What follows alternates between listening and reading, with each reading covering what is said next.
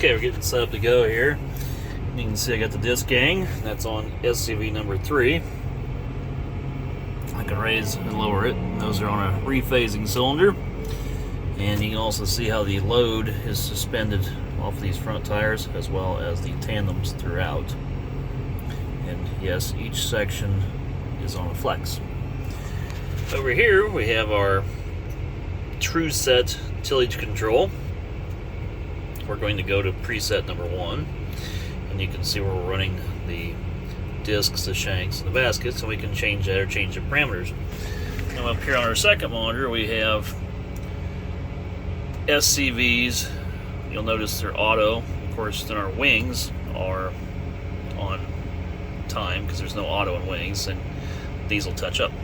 Now to activate this, you have to be engaged. So we're going to click our number 1, and it won't do anything. It'll go yellow. But as soon as we put it in motion and go to move, it'll go green, which then the tool will set and maintain its own depth. And then you'll see these activate periodically as the machine adjusts to maintain the parameters here. Now we're up and running here, and we're actually just doing the borders here. Normally I would probably do the borders last depending on the field layout, just that way you're not turning on all your freshly worked ground.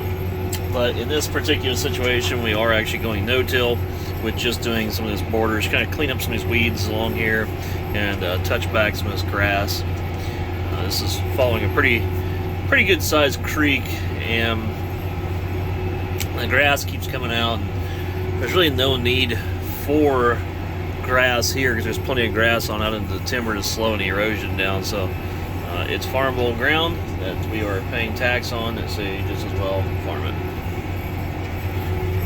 You can see the tool back there. It's working everything up pretty nice. Happy Memorial Day, everyone. Hope everybody had a great Memorial Day weekend. We are enjoying our Memorial Day planting.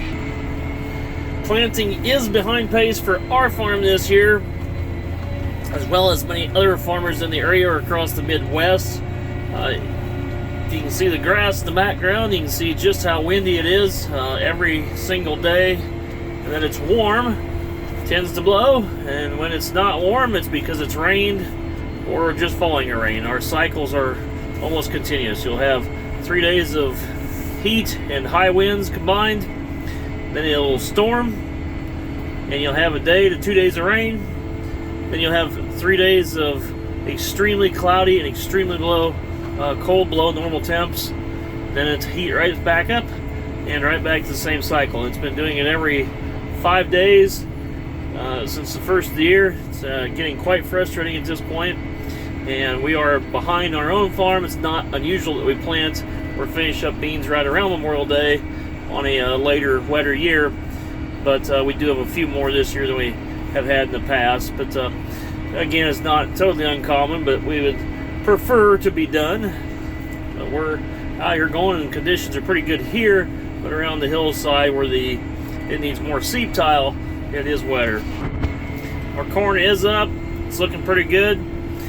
We need to start spraying corn, which is being hindered by these continuous 40 mile per hour or more winds. And we're just about to pull in the spot here.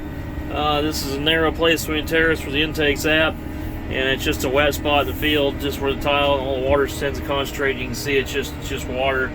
Now we got to follow the contour, obviously, but we're not even going to attempt to plant this because what happens is it piles up in the tandems of the planter. You see, I'm just going to lift up, go through, but I'll do that just so we can kind of halfway keep everything, keep the road straight. But there, the outer wheel just piled up with mud, and we're having tandems lock up. I wouldn't doubt that it's a lock-up issue here. Looking at it right now, it's getting quite frustrating. That stuff just builds up in there.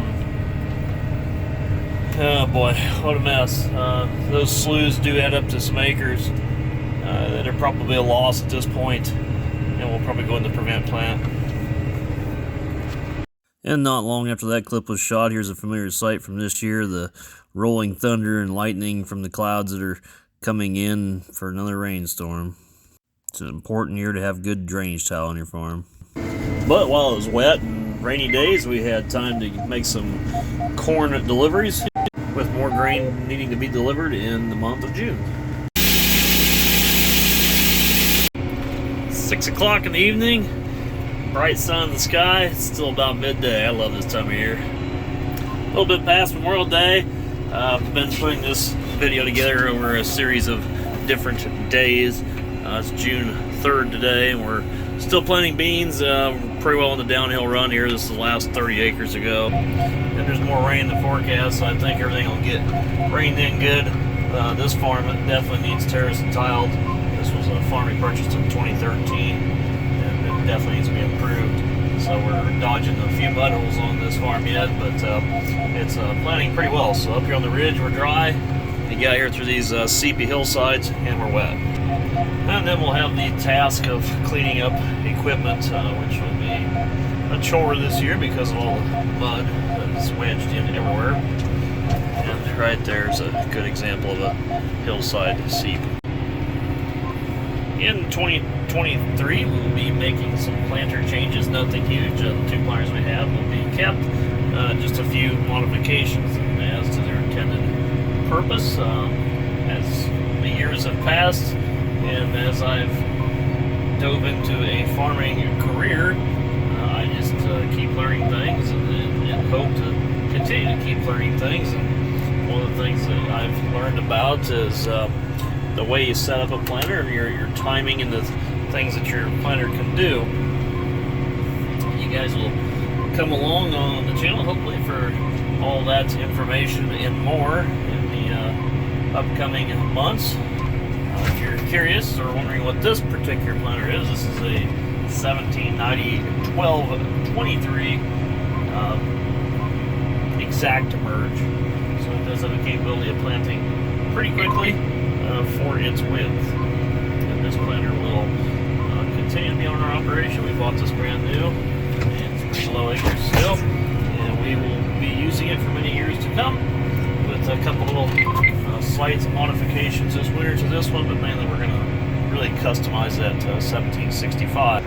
And while farming has its challenges, just like any career or business does, I continue to evolve and push for the future, which there are several things in play for the future. One of them is an herbicide trailer we are setting up this year. I call it an herbicide trailer. I guess you can call it a sprayer tender. Water tank. That's new to us, and that will be helping our operation going forward. The only problem or complaint that I have was some of the hardware and the ductor system that we ordered because of things going on right now are back ordered clear out to July, which literally does us almost no good for the season. It said it was in stock, and then you ordered it and it was pushed way out. So we'll have it for next year. It will be done this year at some point, but a little bit behind pace, which is on par for the rest of the year. And I'll have more video of it. And if you like these series of videos or like the channel at all, follow along, hit the subscribe button, and make sure you check out the behind the scenes channel on the second channel. Thank you for watching. Appreciate your viewership, and we'll see you in the next one.